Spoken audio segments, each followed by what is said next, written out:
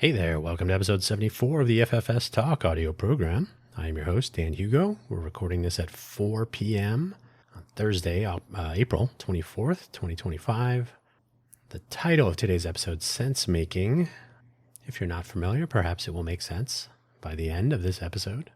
See what I did there? The FFS Talk audio program is intended to be a conversation or a dialogue, perhaps, about various topics, the focal areas, what works, what does not, and what we might do about it. We being the people in the conversation or the people at large, or both. To date, all of the episodes have been a monologue, of an audio essay, if you like, which is fine. This establishes a variety of topics on which we might have continuing conversations and discuss potential solutions, or at least identify areas that could use them. Each of these episodes are me then presenting ideas and what I believe works and what I believe does not work, and then some possibilities. But what does one person know? So ultimately, the future will hold continuing conversations on this audio program, with episodes sort of continuing where they have began in the past. That's the plan anyway. If you do not know what FFS Talk means, the FFS abbreviation, you need to meet more Irish people, especially when something is not going well. Hopefully, wherever you found this audio program, you're able to locate the episode description, which contains the show notes. The show notes have a summary, which I will read to you, and the links for the episode. I will warn you now, the number of shameless self-promotion links has grown to 4. And these appear in 3 of my 4 weekly audio programs that are not for my nonprofit that I'm the managing director for. I don't really promote myself in that one. So the other 3 weekly programs get the brunt of it, as do you. Oh, hang on a second. I got to turn my air conditioner off. You're going to hear all kinds of noise from that. Pausing. All right, we're back. That will probably appear to be an instant transfer from, since I paused. The reason I turn off my air conditioner is because it adds some noise to my recordings. I need to filter that out. I'm already trying to make a reasonably noise-free capture. We have road noise, we have air conditioner noise, we have ceiling fan noise occasionally, which is arguably the worst. So anyway, I digress. So hopefully wherever you found this audio program, you're able to locate this stuff. I already mentioned the links, so let's get started. The sooner we begin, the sooner we end. The summary of today's episode. We live in a twilight world, and there are no friends at dusk. Ooh. The links for today's episode, buymeacoffee.com/Dan Hugo is my sort of base platform for outreach and engagement with you, my audience. I've had this for years. You don't have to spend any money at any of these websites, by the way. No obligation. You can if you want. The buymeacoffee.com/Dan Hugo profile page is a free-form link tree of sorts. I have links to all my audio programs, to my favorite coffee beans, which are affiliate links, to my GitHub repositories and the various other things. There's a little biographical information at the top and a link to posts, which I have linked here as well. Buy Me an Update is a 5-minute or shorter, 5 minutes or less audio update posted on Mondays exclusively on buymeacoffee.com/danhugo/posts. Quick rundown of the previous week's audio program episodes and any news and announcements for the coming week. You can check that out if you like. My other coffee platform, Ko-fi, probably pronounced coffee, ko-fi, the hyphen is the key next to the 0 on most keyboards, ko-fi.com/Dan Hugo. It is the other place that I've had for years to engage with my audiences. They're not that dissimilar. I've kind of made a point of saying that they're not similar, but they kind of are. They really are. Buy Me a Coffee and Ko-fi. So check that out. And I've recently launched a non-periodic audio program. Now that I know how Ko-fi.com hosts audio, it's called Coffee Solo, SOLO. And that is available through a very similarly named posts page, Ko-fi, ko-fi.com/Dan Hugo/posts. You will find episodes of Coffee Solo. They will not be periodic. They'll just be whenever. As I'm speaking right now, I've posted one, and I have another one that I'm going to probably post today. These are intended to be non sequiturs. They just can happen whenever. They will be at random times or dates, hopefully more often than once a week, but we'll see. No set schedule, no particular topic focus, just whatever. And I'm treating this as a precursor to the proper launch of Hugo Floss, which will kind of be the same idea. So there you go. Buymeacoffee.com, Ko-fi.com, my two listener engagement platforms. You are under no obligation to spend any money at either. You can, if you want to. Any funds that arrive through either of those go towards coffee or coffee accessories, which is what powers my various audio productions and more. Links for today's episode, a link to the Wikipedia page for Sensemaking. We're going to review the 7 things that are sense-making in some opinion. Very briefly, it's always a starting point, as Wikipedia is, for finding out more. Always the beginning of a search for knowledge, or often the beginning of a search for knowledge, rarely the end. And a movie quote. There's a YouTube clip. It's a short, so it's very quick. I think it's like 30 seconds. It's under a minute, I think. And that has to go with the summary that I just read to you, which seems weird unless you've seen the movie. So let's get started so we can get finished. This episode might be a little bit long. We have everything we need and then some. Making sense of anything requires available information. There's got to be stuff that we can know and ways that we can gain it, gather it, knowledge, wisdom, etc. The expertise to interpret it. That is, what am I listening to? What am I hearing? What am I seeing? And the insights or wisdom to, make sense of it, especially in a larger picture over a larger timeline. What does this mean to me today, and what will it mean to me in 5 or 10 years? Those are not always easy to come up with. That's why wisdom takes a while. That's why older people have it. That's what they tell me. Sense making itself, if you are going to get on the same page as the other sense makers, has those 7 factors that are listed in the Wikipedia page. I'm not saying the Wikipedia page is authoritative. Again, a good place to start. So they're summarized with references, and let's go through them very quickly since I happen to have the page open for a change. So there's an author, I believe his last name is pronounced Wick, W-E-I-C-K. You can find that on the Wikipedia page. So there are 7 properties of sense making, according to this person. Very quickly, identity and identification is central. So you have to know who the people are that are talking. Who are these people? By the way, when I was working at Salon, which I've talked about before, we introduced a comments section, a feature. And one of the concerns that was raised, and I think properly so, although at the time we didn't really capture the gravity, anyone can make a comment. And so the authors that were, the journalists and writers that were publishing their content, their words on salon.com, said, wait a minute, I'm a professional journalist, I'm a professional writer. You're just going to let anyone post whatever they want next to what I'm writing? Doesn't that kind of elevate their stature a little bit, give some credibility that may or may not be deserved? Retrospectively, absolutely. That is absolutely true. So knowing who the people are expressing their sense-making views, who do they think they are? Yeah, exactly. 2, retrospection provides the opportunity for sense-making. You should always look at how things worked, what was happening, how things fit together. I'm a big fan of retrospection. I think if you ever read history and you are at all familiar with George Santayana's quote about being doomed to repeat it, if you don't know it, condemned to repeat it, knowing how things fit together and looking and analytically at those in the context of the present and the potential future is important.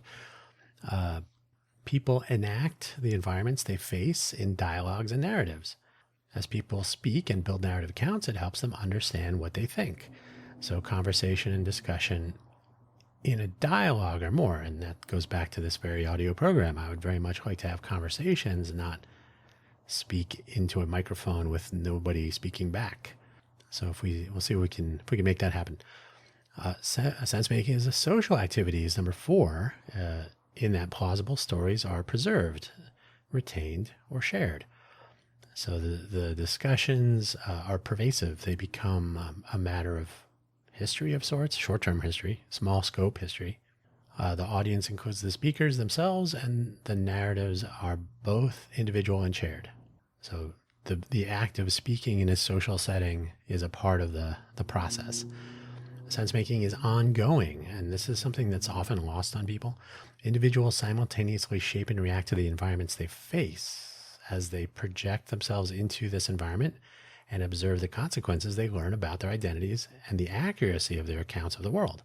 So there's a feedback process that's ongoing, and you can adjust your understanding, how you view things. You may change your mind about some things. So there's more there to read, but I'll move on to number 6.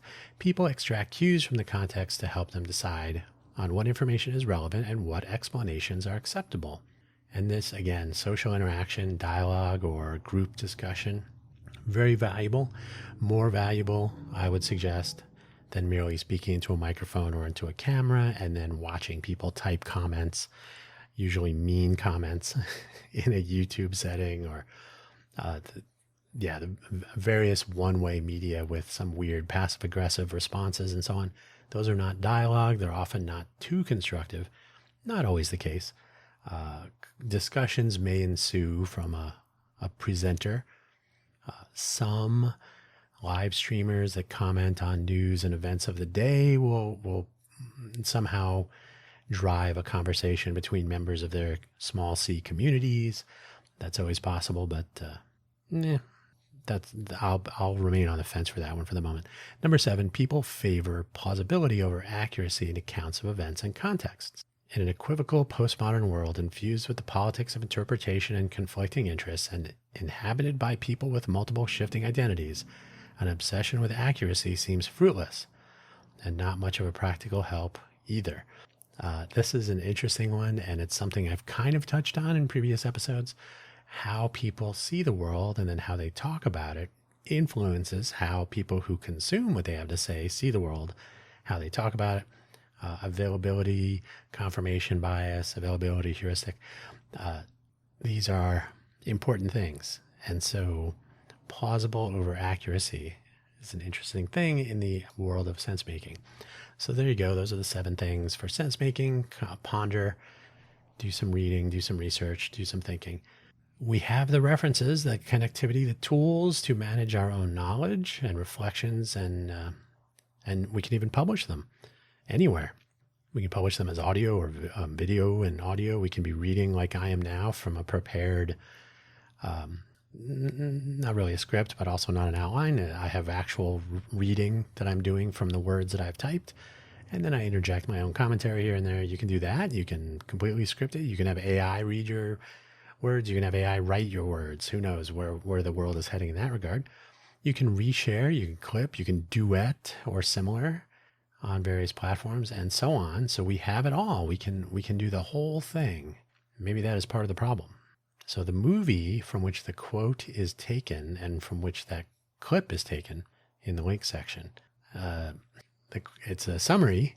The quote in the summary is the identity phrase used between those in the know in the movie Tenet by Christopher Nolan, which is a great example of the possibilities of applying sense-making methodology and interaction to something as inconsequential as a movie. I say inconsequential because it is a work of fiction. It was produced to entertain and perhaps to foster conversation and wonder, and of course to make some money, which I think it did.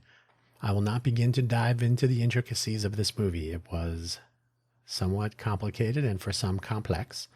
Suffice to say, it runs in 2 directions in time and leaves a lot of room for interpretation when it ends. It should lead to conversation, and in many cases it did. I myself found a few deep dives by a couple of characters on YouTube. YouTubers, to be insightful. They were actually interesting to hear some other opinions. A couple of aha moments as a result. Though these are not really conversational, they're close enough, I suppose. Obviously, discussing movies, which is something that only sometimes happens now. Oftentimes, you'll see people who have movie conversations want to definitely create content around them and then post them online. Often those conversations in the modern era are complaints. which is unfortunate. It's hard to find people who enjoy movies who talk about them. It's not impossible. You can find them. They're out there. I've just referred to a couple of them imprecisely. But yes, oftentimes people are complaining about the movies of today, and that's unfortunate. As a metaphor for the world around us, though, this movie, Tenet, is apropos for discussion because, well, there are things happening within the movie context that may seem to make sense or may seem to make no sense. And though that is the intent of the author or the writer and the producer of the movie, the director, the whole deal, Christopher Nolan. And he's wont to make movies that play with time, by the way, so no surprise there. But through discussion, re-examination, by rewatching, or just thoughtful reflection, maybe on your own or maybe with others, several elements of the movie should bring you to several aha moments for yourself, where things are or were exactly as they appeared to be, or nowhere close. The fire hose. I have spoken of this previously, including a multi-part look of multiple episodes on this very audio program channel. How we interact with other people, the internet, and the pieces of content that may or may not contain truthful information, usable knowledge, and interpretation, or maybe just noise. Knowing which pieces of information flying by are important, which are true, which are neither, is a difficult, perhaps impossible task for one person. So we can lean on our personal network of sources and hope for the best. Sometimes our personal network is a parasocial collection of individuals whom we do not know, and they certainly don't know us. But we like and subscribe, and so they're almost like friends, and we come to trust and believe them, for better or worse. The fire hose, by the way, I just ad-libbed that, so not everything is written down ahead of time. The fire hose can be used against you, of course, which is why important news is often mentioned on Friday evening or in the midst of other distraction, why some organizations might release a continuous stream of odd and perhaps troubling announcements and actions that confuse and distract or outright mislead, and sometimes all will depend on previous information and viewpoints, political ideology, or other notions firmly held. And the arguments taking place between so many characters are part of that. When I say characters, again, YouTubers, TikTokers, people out in the digital world who create an audience out of drama. Confirmation bias and dopamine, what a mix. With individuals clearly needing to look out for themselves, their families, their friends and colleagues, their homes, jobs, neighborhoods, there is already a lot within reach taking on the tasks of following, tracking, and understanding not only a single vastly complicated issue happening somewhere out there in the world, but a collection of them forming a complex system of what some call government, others call corruption, or whatever it is, becomes impossible. And so it is easy to give in to what used to be the trusted talking head on the evening news, but which today is a TikToker or a YouTuber or a collection of them telling you what you want to hear. The confirmation bias. Trending videos, they become trending for a reason. So what about this making sense thing? Something tells me for the next few years will require a certain increase in the attention we each pay to things going on around us. Things as two generics perhaps, but the collection is large and indeed complex from where we as a country find ourselves in the global economy, in the geopolitical landscape, in the future, and indeed in the present. Most of us have access to news feeds and media outlets and individuals and groups and chats and all of these from where we might be gathering the interpretations of others. But what about actually keeping track of one or two things a bit more closely? What about getting some actual primary sources and actually flipping through those sources? No, do not have your favorite AI tool summarize them for you. Or if you do, compare what you find there in the summary with what you found yourself. You may be amused or disappointed or troubled. Become comfortable with keeping track of this corner of knowledge so that you are comfortably conversant on this matter, whatever it actually is, as it unfolds over time. You may be interested in tariffs or immigration policy, but you may also be more specifically interested in deportations or immigrants in the workforce, or how tariffs will increase prices, or how tariffs will lower access to goods and supply chains, right? There are just subtle facets of each thing. You may take a little piece of this or that or the other. And you may learn over time how that impacts you without being overwhelmed with trying to understand everything. That's hard to do for any one person. Now, find friends, family, colleagues who are, or anyone who are taking an interest in other areas with similar focus of attention and interest in developing a reasonably deep level of understanding.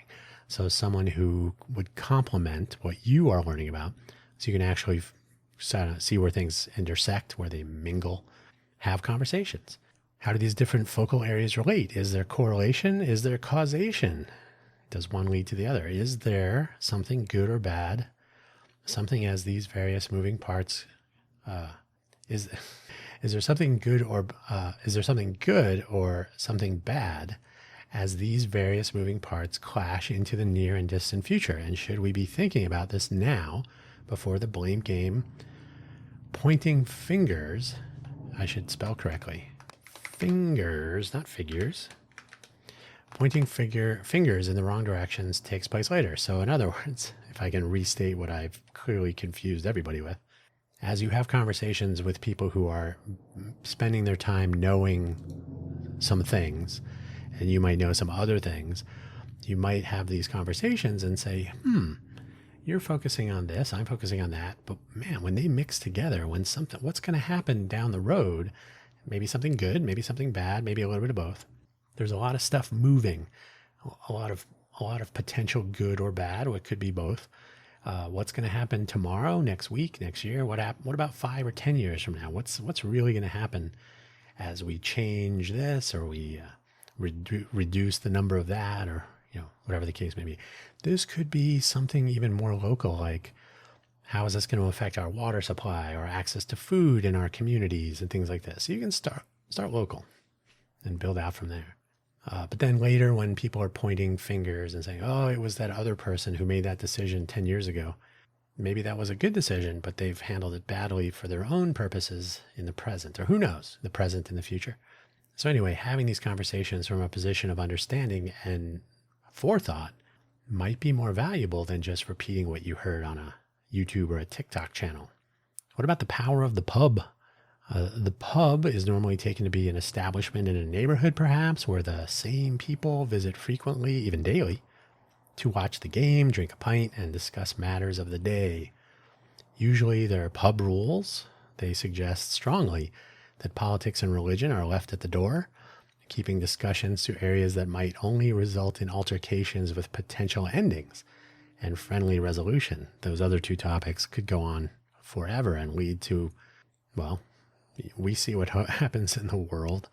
By keeping discussions light or lighter, there is a strong likelihood that the people in the pub today will return tomorrow and continue the conversation or begin a new one. Maintaining good feeling. This is important. It's not good for business to have people storming out and hating each other and then not returning. This creates an environment of collaboration, sometimes collision, but ultimately communication, where ideas can be shared and taken home to ponder, then re-raised again later, tomorrow, next week, what have you. By having these discussions around areas of common interest, this is often sports, high on the list, a topic that each might become a particular and opinionated expert in concerning their team or teams, with plenty to say to those who favor a different team. So often you would see the most contentious of arguments in a pub will be over a play or a sport or some news announcement concerning a team, or so on and so on. The participants reinforce their awareness of their team, the strength of their positions, what they think, what they feel, why they do, and they are probably challenged now and then, leading to yet more learning, or at least potential to learn. I mean, if you're wrong, you're wrong. And now the question is whether you believe you're wrong. But either way, the potential for learning from actual conversation, being challenged now and then by things that you are quite certain of, is a part of the process. So what if we actually implemented communities of practice, whether explicitly or implicitly? And I didn't put the link. Let me mention the link after the fact. The Wikipedia link for communities of practice, community of practice, not communities.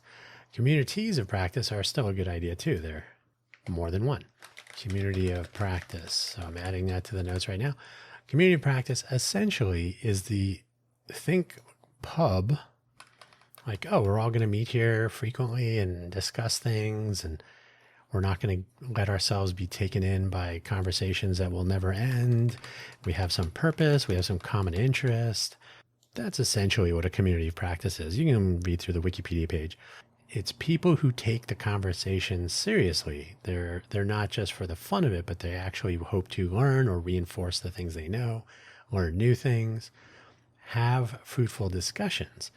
So suppose rather than pointing attention at sporting events on televisions or speaking of them after the fact, including, and this happens a lot in European pubs, including speaking of actual participation, as it is not uncommon to go to the pub after playing a game on the local pitch and consuming pints of alcohol. So rather than doing that, suppose these gatherings are in a more studious environment, coffee shop, library, sitting room, co-work space, outside, with only slightly less distraction and slightly more structure. The community of practice idea is not new, but also not old. I want to say it was from the 80s. Etienne Wenger Trainer. I had the hardest time retaining that name.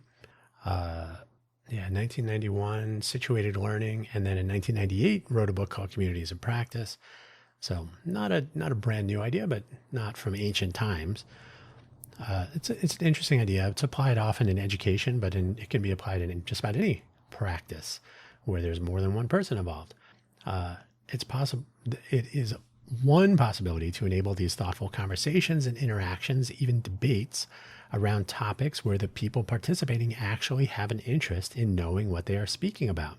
So you can through debate or spirited conversation, you might learn that, oh, that thing I thought was true is not. And the goal is not to emerge victorious, but to emerge smarter and better off for all involved. So it's not a competition. It's a reinforced learning.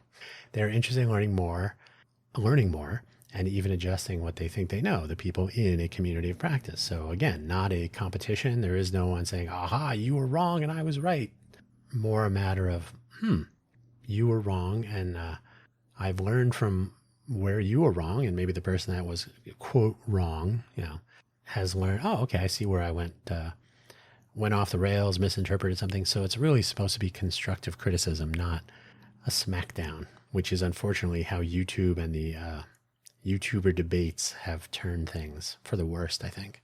The question is whether to make this a formal undertaking, as some do with reading clubs, book clubs, knitting circles, and the like. So you have a meeting time, you bring your materials, and during some activity, you have conversation. So it could be around a book, or it could be whatever news of the day is as you're knitting your knitted goods, and the like, or information, as some do at their, I wrote information, informal.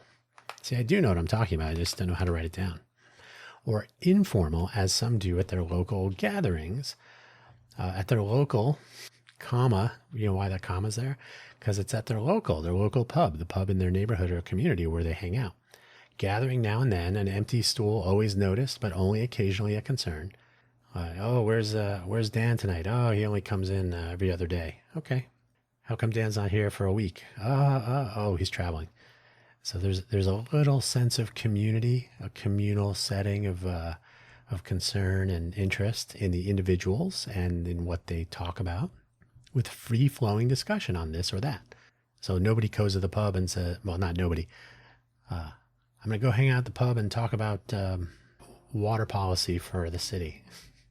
It might come up, but it's rarely a topic that people come prepared for with notes and ideas, but it could be. So either way, the outcomes of social interactions amongst people in person with local interest and personal familiarity is not at all the same as watching YouTubers rant about their perspectives in exchange for views and monetization. So people participate in communities of practice often because it's in their interest and the interest of those around them to participate proactively, not only in understanding, but possibly making change, driving change. And it is, in fact, a return to the old days, the old ways when humans interacted in person. So that that's the take home, really. Sense making is something that you can certainly do by watching YouTube, watching TikTok, and listening to and watching what people have to say about things, and then you accept it and move on.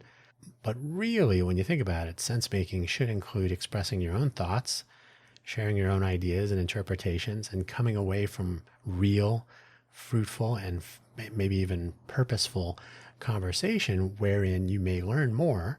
You may find, what I thought before maybe was based on some things I heard, but didn't really connect with other things that I've also heard from other people. So making those connections, deriving a general understanding, and right there in the name, making sense of what's going on in the world around you and around other people around you, around people you care about, people who are important, yourself, your family, and so on. Knowing what's going on and being able to talk about it, to actually have conversations and actually learn, find out more, find out other perspectives, learn more about what you might think and why. These are all important things that I would suggest, I would argue, are being lost to the ether in favor of, if you heard that, production by a street, noisy vehicle. They're being lost to the ether where we let people who are monetizing our views and are telling us to like and subscribe. It's good for the algorithm. That's the important part. I will see opinions formed and content created in the space of hours, if not minutes, because you got to strike while the topic is hot. The algorithm will put your video or your content in front of more people. They'll like and subscribe. They'll share. They'll comment. You'll get more advertising revenue. You'll get more engagement, which leads to monetization and ad deals and so on and so on. So the business model of sense making is what it is. I don't believe it's actually sense making. It turns into a lecture, a highly opinionated lecture motivated by money, not by understanding. So we could return to that. You could ponder a community of practice in your little, I don't mean little demeaning. I mean your little groups, your smaller groups of people who you actually know and you have conversations with, who have similar interests geographically or otherwise, and have real useful conversations about things that are important, things that matter, and build out from there. You may find that there are things a little bit outside of your reach, but which actually impact you. Tariffs are a big one, for example. That's not the only one, but it's certainly one that's in the news as I'm speaking today. So you could talk about, what does that mean? What does that mean to you personally in your personal economic experience? Economies are so often not thought of from the individual or microeconomic viewpoint. That's something that should change into the future. We have the technology. We don't have to talk about the stock market as the stock market and unemployment. That's the economy. Let's go home. There's a lot more to it than that, as we know. But that's where we can leave it for today. Think about talking about some of these things with the people around you and maybe doing it on a regular basis and see what you think. And if you think this is all a horrible idea and you have something better, come on down and we can have that conversation right here on the FFS Talk audio program. That is where I'm going to leave it for today. Thank you so much for listening, and we'll catch you next week. Bye-bye.